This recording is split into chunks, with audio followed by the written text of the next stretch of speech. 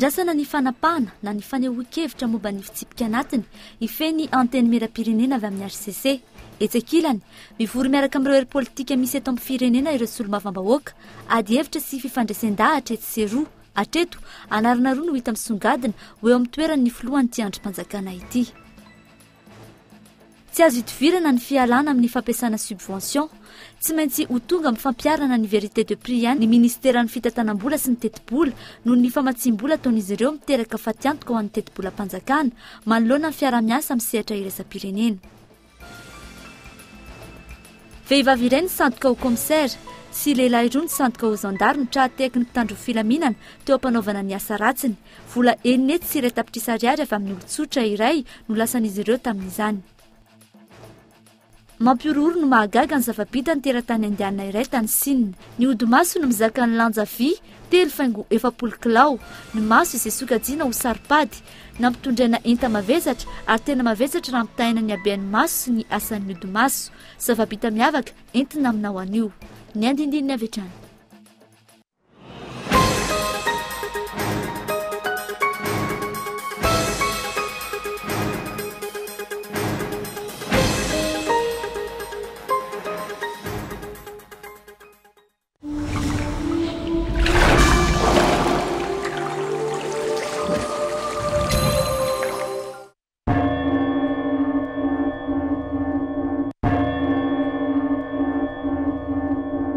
Plus de 540 millions ny totona amin'ny alakamisy voalohany volana me izao. Izany hoe antsasaka miliara be izao. Eno tsara, antsasaka miliara. Plus de 540 millions zany ny vola be miandry ianao ny alakamisy voalohany volana me izao. Faingana ary, mila laova sao ianao ny bata ilay antsasaka miliara. Tapao ny hevitra raha te ho lasa millionnaire.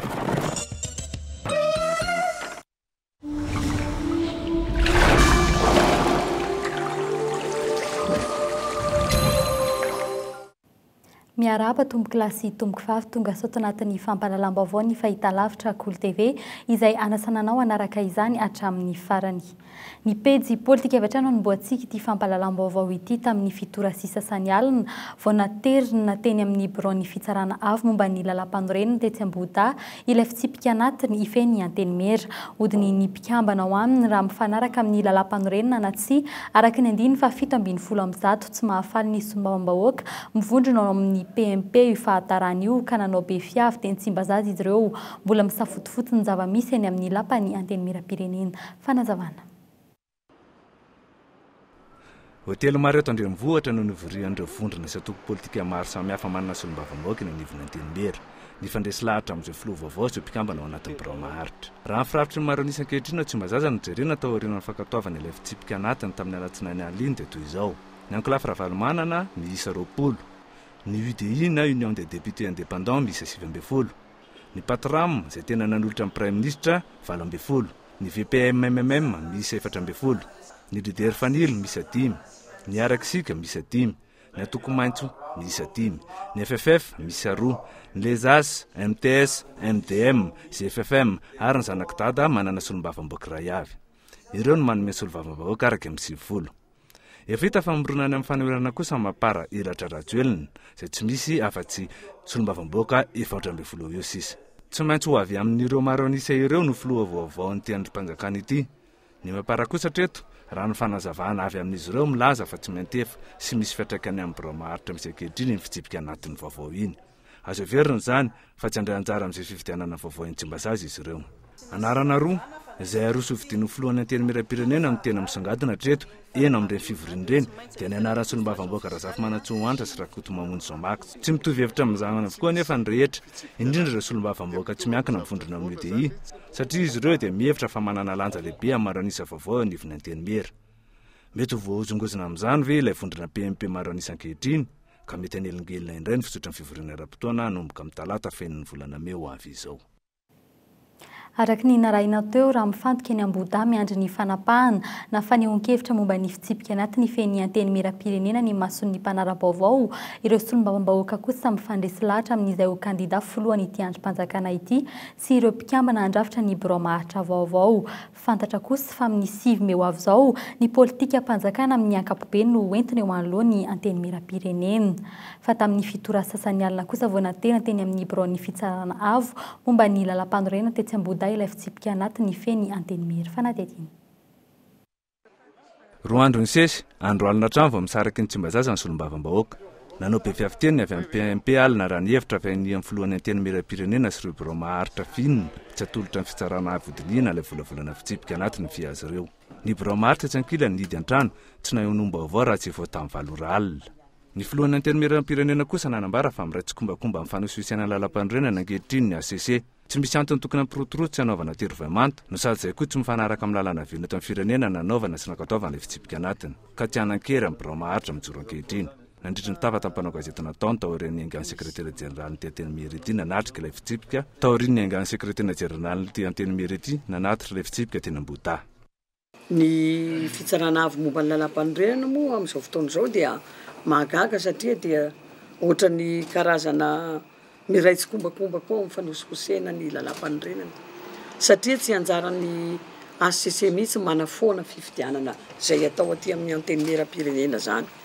Fitsipika anatiny misy andalana 200 mahery ka raha mirava amin'ny 20 alina ka androany alefany amin'ny ACC everiko fa tsy taraiky be zany fa amiko aza zany dia tena atao ampirotorotona tery vaimata ny anaterana azy any amin'ny ACC fa raha tokony ho izy dia ary indrindra tokony ho izy ara dia tsy tara mihitsy na mbola misy 2 andro 3 andro na herinandro aoriana satria ireny mila dinihana koa fa tsy hoe alefa anjambena fa le fomba fanaovana tery vaimata totoafo ny fitakiana ny dossier avy aty aminay amin'ny anteny miram-pirenena dia mahagaga sy mahazendana ihany. Raha ny tena marina ny io biro maharitra io no any biro maharitra mitoetra amin'ny fomba tena ara-dalàna. Tsy tokony izy session extraordinaire koa ny anamboarana an'izany azona indinihana tsara ny tamin'ny session ordinaire izay hiditra amin'ny 9 ny volana Mey izao le izy fa misy ny azakazahana hoe goravana io biro permanent io anefa efa nisy fifidianana izay nanaraka ny lalàna teo taloha fa ny règlement intérieur izay namboarinay amin'izao dia règlement intérieur ho ampiasaina indray amin'ny ireo izay ho député rehefa amin'ny mandat manaraka. Ireo avy amin'ny PMP kosa andany milaza fa mifanaraka tsara amin'ny lalàna nanaovana ny fitsipika anatiny iny araky ny tanapaka nandritra ny filan-kevitry ny ministra voalohany ka tsy tokony ho lalaovana intsony fa efa maika somary ny asa miandry ny solombavambahoaka. Ny conseil des ministres dia niantso fivoriana tsy ara-potoana avy amin'ny solombavambahoaka mba handinihana ny fitsipika anatiny anteny miram-pirenena ka eo anatrehan'izany voafetra ny fotoana anatanterahana n'izany zavatra zany dia noho ny fotoana voafetra dia tsy maintsy ilaina ny fotoana hatanterahana zany anatin'ny fotoana fohy indrindra.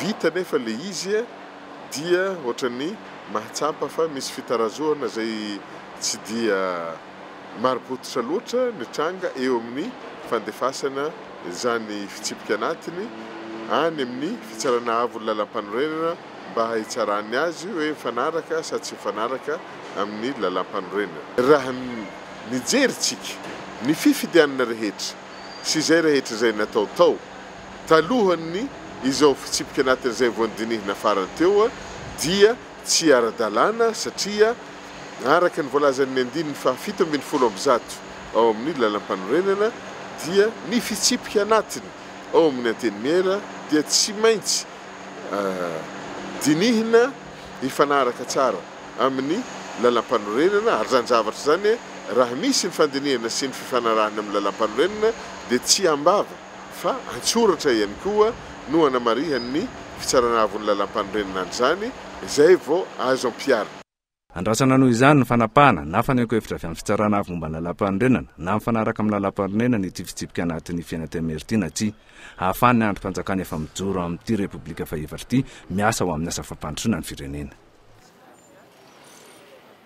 Eo amin'izay tontolo politika izay hatrany nivoaka androany didi-pitsarana manolo ireo député voatendry ho minisitra miakatra eny amin'ny anteny meram-pirenena araka ity didi-pitondrana ity ireo laharana faharoa tao anaty lisitra ahitana ny Razatondrahana avy amin'ny Mapara Toliary voalohany Rasolovo Jean Baptiste, avy amin'ny Mapara Tomasina voalohany Tovonay, avy amin'ny VPM MMM ao Manja Mananjary Rufino Aurélie, avy ao Mananjary ary Rakotomanina Solonirina kosa ny ao Brickaville. Resabe amin'ny fampahalalam-baovao maro ny filazana ankehitriny fa betsaka ireo lalàna eto amintsika no alatahaka amin'ireo lalàna any Frantsa ao ny milaza fa osika sy tsy fahaizan-draha raha ny fanaovana izany ka tsy ampanjary raha. Ao kosa ireo mihevitra fa tsy maintsy nisy ny aingany sy fotony ny zavatra rehetra fa ny fahaizana mampifanojo izany amin'ny zava-misy no ahazoana fahombiazan'ny fanadihadiana hoentin'ny Andry Raharson. Taoriana ny kabarin'ny filohan'ny tetezamita tany New York tamin'ny taona 2014, teo ihany koa ny kabarin'ny filoham-pirenena tamin'ny 20 janoary lasa teo. Dia izao indray fa mivoatoatin'ny fitsipika anatina termenam-pirenena indray ny voalaza fa plagia.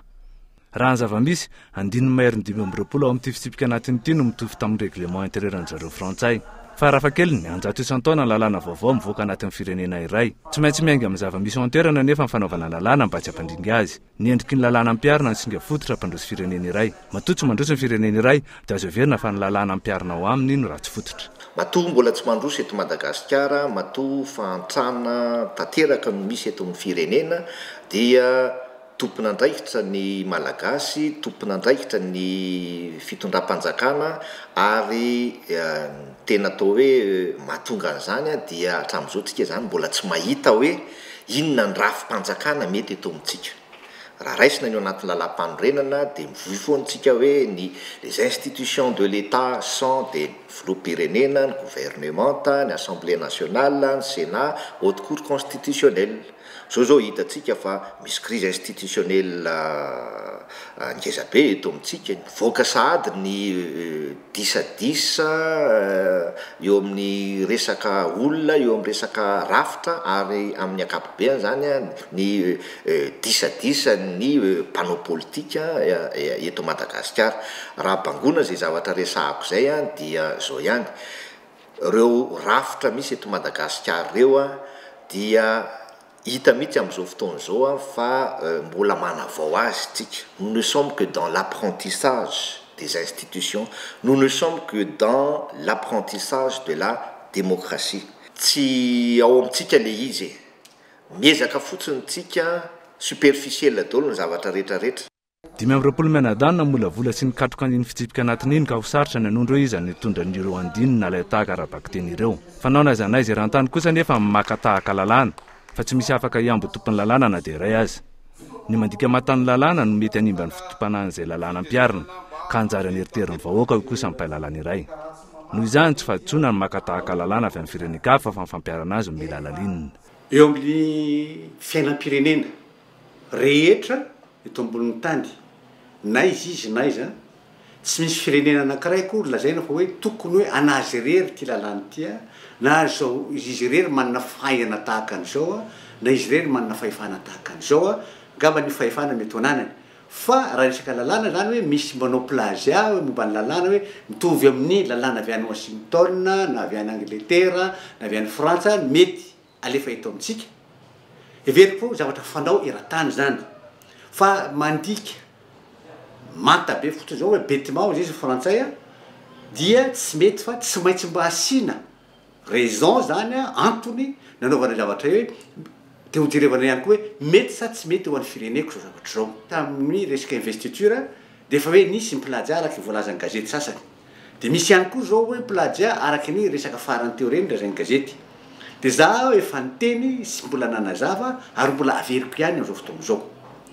Le plagia hoa amiko tsy dia tsy misy antony amiko loatra ny zay zavatra zay, fa le finiavana na volonté politique avy amin'le olona miteny an'ilay izy no andrandraiko sy antenaiko ho taterahiny ve ataony ve le zavatra resahany io a sa tononona fotsiny mba ho tsaratsara fotsiny mba ho tsara tare le zavatra resahana satria ohatrany hoe manenineny tsara izy zany fa raha izay fotsiny nataony de ho za hoe tsy zany fa raha ohatra ho taterahana le izy na natao copie io na natao plagiat io na natao restation io a tsy rarahako tsy mampaninina ana fa hoe taterao le izy a zay nandraso mivoaka aminareo antony nametrahana amin'ny fahefanam-panao lalàna amin'ny tany républicaine tsy milaza azo démocratique amin'ny famolavolana ny lalàna menga avy amin'ny famolavolana io no atsara na ratsy ny lalàna izany io ilana solotena amin'ny vahoaka antsoina hoe solombavam-bahoaka andrafitra lalàna tsy fanipaka nefa nalavitra amin'ny etaetany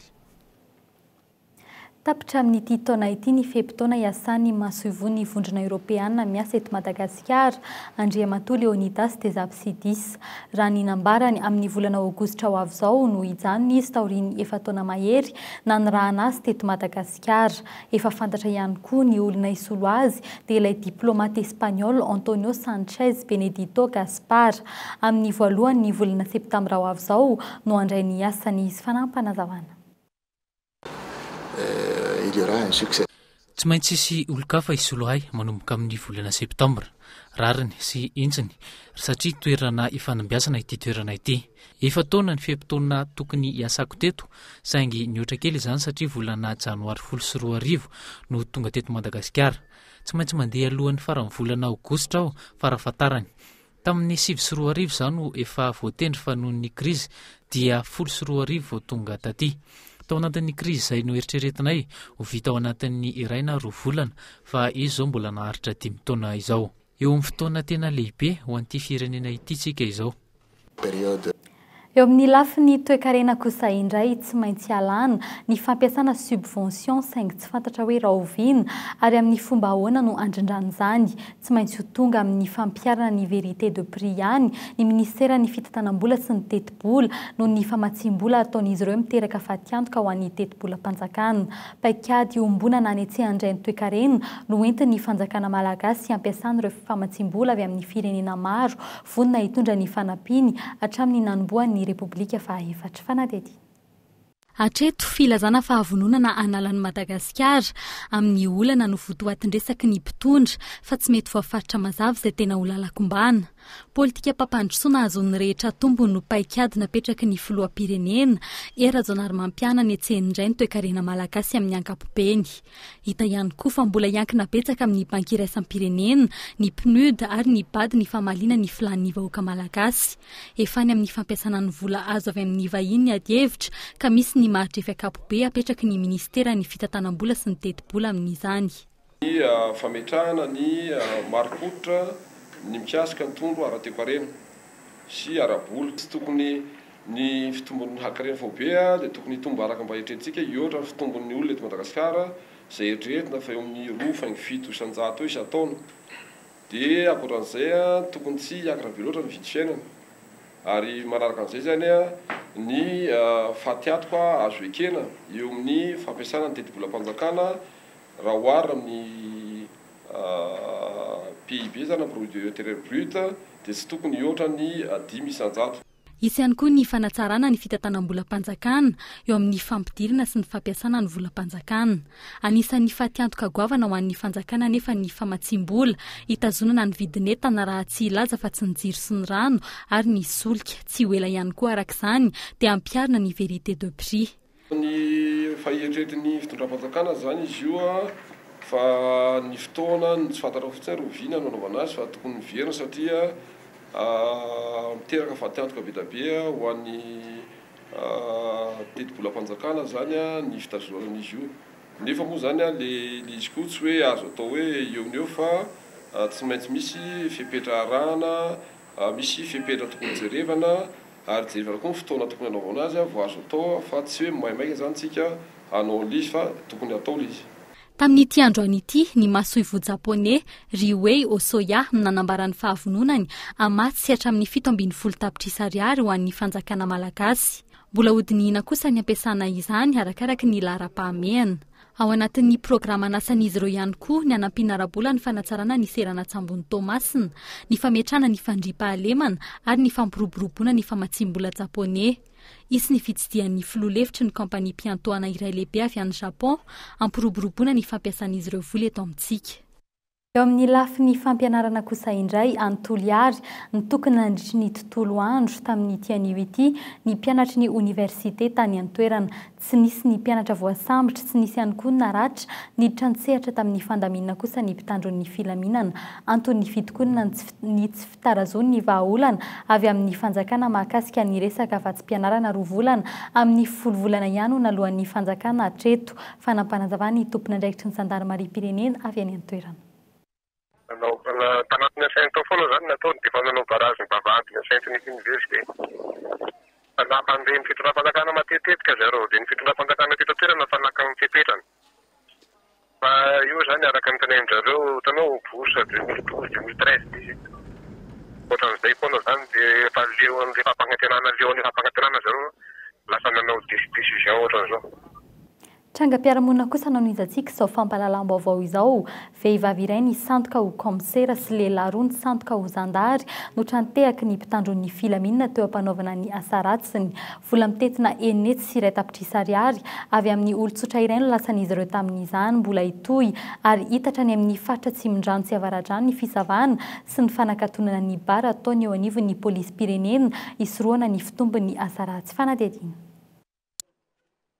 Taoriny mpisandoka Mercure sy menaka do ary volamena mpisandoka komisera sy zandary indray zao ny tratra vola mitetina inona ety sy iray tapitrisa no efa lasan'izy reto ary mbola tsy niverina izany ilay olona voasoloky ny antony mpitandro filaminana no nafantarana sy nahafahana ny sambotra azy ireto raha ny loharanom-baovao azo mbola mitaky vola fanampy ny ireto mpisandoka ireto teo vao tonga sainy ilay voasoloky ka ny antony tena mpitandro filaminana. Hitatsika ihany koa zany aorianan'izay ny nazahoana ny sambotra an'ireo olona anankitelo misandoka ho mpitandro filaminana. Ty zao dia hoe agent secret hony amin'ny polisy pirenena milaza fa commissaire de police. Reto ihany koa misy hoe secrétaire particulier izay assistant an'io misandoka mpitandro filaminana reo. Ankilany mahatratra 400 ireo olona voasambotra hatramin'ny nanaovan'ny mpitandro filaminana fisafonan'ny tanàna amin'ny alina nanomboka ny volana febroary lasa teo. Nisy tamin'ireo nalefanody rehefa avy natao fanadihadiana. Nisy ihany koa ireo fantatra fa efa mpanao asa ratsy ka voatazona amponja. Miainga amin'ny fisotrosotrona sy ny fampiresana ny anaty bara amin'ny alina no iavian'ny asa ratsy raha ny fanazavana azo. Inona moa ny antony nasarotiny anay amin'le resaka bara? Ny resaka bara matetika any amin'ireny ny fiaingan'ny olon-dratsy, any amin'ireny ny toerana fivoriana fanomanana ny asa ratsy. Ka noho izany tsy maintsy nandraisana fepetra ny amin'ireny bara ireny. Ao zany matetika ny mivory ireo olon-dratsy manomana ny asa ratsy izay ataony. Ny fivezivezena amin'ny alina moa dia rahantsika mahalala hoe ny alina ny fanaovana ny asa ratsy ka tsy maintsy tokony ho fantatra hoe mazava ny amin'ny olona mifamezivezy. Farany teo ny teny Ambohipo, Ambolokandrana sy ny manodidina no nanatanterahana fidinana sy fanidina bara amin'ny alina. Raha ny lalàna amin'ny 7 alina mikatona avokoa ny bara sy ny toerana fisotroana rehetra. Tsy ireo ihany no hiaran'ny fizavana raha ny fanazavana azo, eo ihany koa ny fizavana karapanondro ho an'ireo mpandeha alina. Mbola hitohy araka izany ny fizavana, tsy hijanona eto amin'ny boriboritany enina eto an-drenivohitra izany fa hitatra any amin'ny faritra Tsimondrano sy Avaradrano. Ivadika pejy efa kosa indray isika fa valon'ny fitaizana ny fitadidiana voalohany indrindra ny filalaovana jeux vidéo sy ny fijerena fahitalavitra ela loatra raha nambara ny tompona andraikitra ny fahasalaman'ny mpianatra iray ao amin'ny sekoly iray ny tsidinay teto an-drenivohitra 3 volana fahatelo fitaoam-panadinana indrindra ho an'ireo kilasy atrika ny fanadina-panjakana mila rindra ny fampiasana azy ireny raha ny nambarany hatrany mila rindra ihany koa ny fomba fianaran'ny mpianatra sy ny sakafony fanadihadiana. legioma voankazo hena fotsy voamaina ireo no sakafo tokony ampifamidimbiasina ho an'ny mpianatra mandritry ny taom-pianarana iray manontolo ho ny mpitsabo-panampy ao amina sekoly iray eto andrenivohitra mitaiza ny fitadidiana ireo sakafo ireo ho ihany ity mpitsabo-panampy ity noho ny fisian'ny vitamina isan-karazany sy calcium ao aminy. Mena legioma izy a 5 karazany isan'andro ohatra ny haricot vert zany no tena voalohany atao anatin'le izy. Mena voamaina izy a dia hena fotsy a ohatra ny trondro a hena kisoa tsisy tavikena ao anatin'izany hena fotsy dia voamaina dia voankazo karazany 3 raha ohatra ny manana fahafana le ray aman-dreny. Araky ny fandiniana nataony teo anivon'ity sekoly iray ity misarika ny sain'ny ankizy mihoatra noho ny fianarana ny sary mihetsika amin'ny fahitalavitra sy ny jeu vidéo ankehitriny. Vitany mihitsy ny mandany andro tokony androny anaovana izany. Raha ny ora lanindreo aloha zao raha hoe farafahelany mety eo misy mahatratra adiny 3 eo ny ankizy anankiray dia farafahaingany moa zany 10 minutes. Ao amina trano filalaovana jeu vidéo iray eto andrenivohitra ankizy 20 hatramin'ny 30 isan'andro no milalao rehefa amin'ny andavanandro ary maharitra 10 minitra hatramin'ny ora 3 mahery ny ankizy iray. Mahatratra ny amin'ny ankizy 50 indray no milalao rehefa alarobia hariva sy sabotsy. Fa metsika soa izy hoe sabotsy na lahady. Ametsika izy adiny iray manao dessin animé, mijery dessin animé na manao jeu. Adiny iray zany efa be da be zany fa be da be adiny iray dia alefatsika izy milalao. Na izy manao kanety, na izy manao baolina na arakaraka ilay izy na vavikely sy lankely. Dia ny raha ohatra indray izy manomboka eny raisitsika zany 4e indray aloha 4e miakatra zany aloha raha 4e miakatra indray izy ataontsika efa le bebe adiny iray. Manampy ny ora lany hety amin'ny jeu vidéo ho an'ireto ankizy ireto ny fijerena fahitalavitra. Mandray fotsiny fa tsy miasa ny saina ary lasa mionona amin'ny sary mandalo ka mampiena ny fitadidiana izany. Ora iray sisa saina nefa raha petsaka indrindra no faharetan'ny fotoana tokony ilalovan'ny ankizy ireny jeu vidéo ireny na hijerena ny fahitalavitra. Ho an'ny mpianatra na ireo efa lehibe anala BEPC sy BAC aza ilaina ny fatoriana hatrany amin'ny 7 ora raha kely indrindra. Tokony ho mahery ny 10 ora izany ho an'ireo latsaky ny 10 taona. Vao maraina kosa ny tsara indrindra famerenandesina noho ny efa faharerana amin'ny hariva. Amin'ny sakafo indray dia izao no tokony atomboka ny fihinanana matetika ny sakafo mitaiza ny fitadidiana sy ara-pahasalamana ary ny fisotroana rano araka ny tokony ho izy. Eo amin'ny pejy kolontsaina kosa indray mozika mitondra fitony-tsaina sy fanadinona ny olana ny jazz mozika ny angy avy tany Etazonia nentin'ny rivotry ny fivoarana ka tonga teto amintsika ny taona 20 sokajikiry izay manana ny mampiavaka azy manokana ny fahaizana mampiteny ireo zava-maneno tendrena ary matetika heverin'ny olona fa mandray zava-mahadomelona vao mahaforona mozika tsy fahen'ny sofina tahaka ny jazz ho an'ireo milomano ao anatin'izany anefa mizara roa ny hevitra izy ireo fanadihadiana.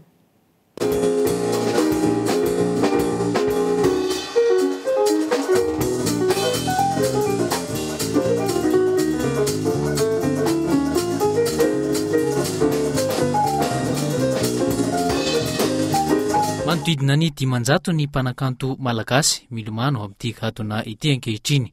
Samy manana ny fomba fanaony eo mpanoratana izy ireo. Eo ny mandinika ny tontolo, eo ny mihaino mozika. Araka izany tsy voatery mandray zava-mahadomelona izy ireo vao mahavita mamorona. Nena matory mihitsy alohan'ny anaovako concert ohatra. Tsy manao an'izany tsy mandray tonga dia miaina ao anatin'ilay mozika fotsiny. Itsakilany tsy vitsy ireo misotrosotro na mandraindray kely mba ampiainga tsara ny aingam-panahy avoahana ira mampitolagaga miankina amin'ny tsirairay anefa izany. Tena tsy misy zava-mahadomelona mihitsy ny ao amin'ny sehatra ataonay aloha fa ny any ambadika tsy fantatra fa tsy misy mihitsy. Ny taona 1790 no teraka tany Etazonia ny jazz tonga teny antsofin'ny mpilalao mozika malagasy ny taona 20. Ankehitriny tsy vitsy ireo malagasy fantadaza maneran-tany amin'ny filalaovana ity gadona ity no marihana tamin'ity androany ity ny andro iraisam-pirenena ho an'ny mozika jazz. Tetsy amin'ny zaridaina n'Antaninarenina no ambom-pionan'ny mpankafy ity gadona ity. Amaranana ny fampalalam-baovao mampiororo no mahagaga ny zava-bita ny teratany indiana iray. Ny odi-maso no mizaka ny lanjavy 3.7 kilao, ny maso izay sokajiana ho saripady nampitondraina enta-mavesatra ary tena mavesatra raha ampitahaina amin'ny habean'ny maso ny asan'ny odi-maso. Zava-bita miavaka hoentina aminao ary voarakitra ao anatin'ny bokin'ny Guinness 4.4. Rehefa mialehibe ny olona iray raha ny lojika miareraka amin'ny masony, antony tsy maintsy hanaovan'ny olona maro solomaso rehefa mandroso ny taona. Mifanohitra amin'izay kosa nataony ity lehilahy ity, vao maika nampitondray ny enta-mavesatra ny masony tamin'ny alalan'ny odi-maso izay fantatra fa misy retsika mifandray amin'ny maso. Mahatalanjona ny hoe afaka mizaka entana ihany koa ny odi-mason'ny olombelona. Vy 3.4 kilao ity lanjaina amin'ny odi-maso ity. Mitataina mafy ireo mpijery eto Isaty Ota kosa tsy matahotra velively amin'ny fampisehoana taony. Izy ihany no mampiditra ny vola boribory anatin'ny odi-masony. Tady iray no mampifandray ny vola sy ny vy lanjainy eto. 10 sekondra no nanaovany ity hetsika iray ity. Raha ny fijery sy tombatomba natao tsy ho vita velively izany ary sarotra inoana. Tratrany nefa ny fanambina petrany. Tsy haivina fa mahita tsara ny masony Saty ary porofon'izany ny fampisehoana marobe efa notanterahany tany Inde 7 taonany. Teratany indiana manana fahaizana manokana ary tonga tany Italia ny lehilahy aneo izany manoloana mpitsara eo anivon'ny Guinness. Isan'ny miavaka tamin'ny zavita miavaka tamin'ity taona ity ny fizakana vola amin'ny maso. Ny odi-maso izay manana hoditra manify, tsy misy taolana na hozatra fa halalan-drà. Sarotra eritreretina ary tsy azo tanterana ihany koa ny toy izao. Mety havaka ireo lalan-drà madinika maso na ihany koa mety hanimba ny voamaso. Ilay vehivavy kely indrindra maneran-tany izay efa nahazo ny diplômany Guinness ihany koa noho izay bean'izay no nanolotra ho azy ny diplômany. Raha mahavita tahaka izao ny odi-maso, tsy mahagaga ihany koa ny sy ny fifanana Guinness tahaka izao, ampiasana faritra hafa ny vatana amin'ny filanjana vy. Tsy pihina manokana nefa fa tsy tokony andrakandramana izany noho izay mety hivadika ho kilema. Arahinao rin'izao fampalalam-baovao izao ny fandarana ara-kolotsaina kolontsara, eo ihany koa ny fandarana ara-panatanjahantena basket academy ary ny horonan-tsara izay ho arahinao amin'ity alina ity kosa amin'ny folora latsaka fefany dia ny sex entre amis arahanao amin'ny Mila Kunis sy Justin Timberlake. Dia iny ihany koa no entina manakatona ny fampalalam-baovao tamin'ity hariva ity. Ny tenako dia mametraka ny veloma ho amin'ny raha-mpitso indray veloma tompoko.